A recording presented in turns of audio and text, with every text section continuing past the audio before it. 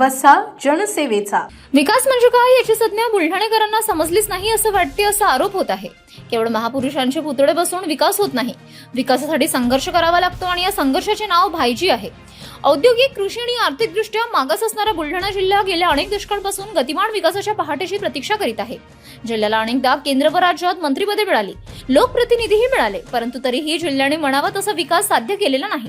या स्थितीत खऱ्या अर्थाने जिल्ह्याला विकासाच्या महामार्गावर न्यायचे असेल आणि जिल्ह्यातून होणारे युवा वर्गाचे पलायन थांबवायचे असेल तर राधेश्याम चांडक उर्फ भाईजी यांच्यासारख्या विकासाची दृष्टी असणाऱ्या व्यक्तीला मोठी जबाबदारी देणे आवश्यक आहे. जिथे अनेक लोकप्रतिनिधी विकासाच्या बाबतीत खुजे ठरतात त्या ठिकाणी भाईजींची विकासाच्या आकाशातील भरारी सर्वांनाच परिचित आहे.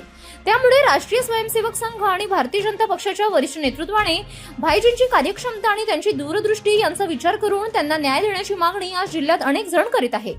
संघ आणि भाजपने दखल घेण्याची गरज. भाईजींची विकासाची गाथा खूपच मोठी आहे. त्यांनी जिल्ह्याचा कायापालट करण्यासाठी अनेक प्रकारचे कार्य केलेले आहे. खरे तर अशा व्यक्तीला एखादे मोठे पद दिल्या गेल्यास त्यांचा मोठा फायदा जिल्ह्याच्या विकासाला होणार आहे. विधान परिषदेच्या निवडणुकीत यापूर्वी थोडक्यात भाईजींना विजयानं हुलकावणी दिली होती.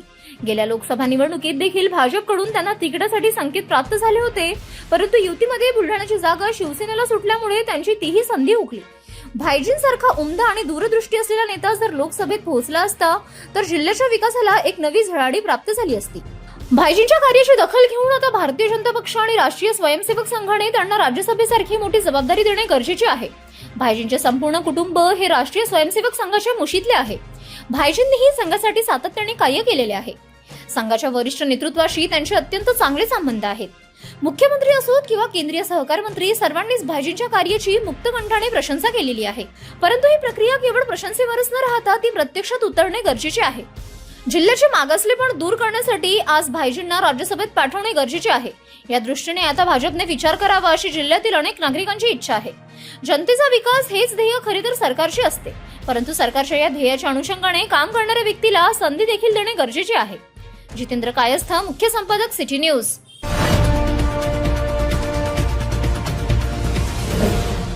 सिटी न्यूज वसा जनसेवेचा.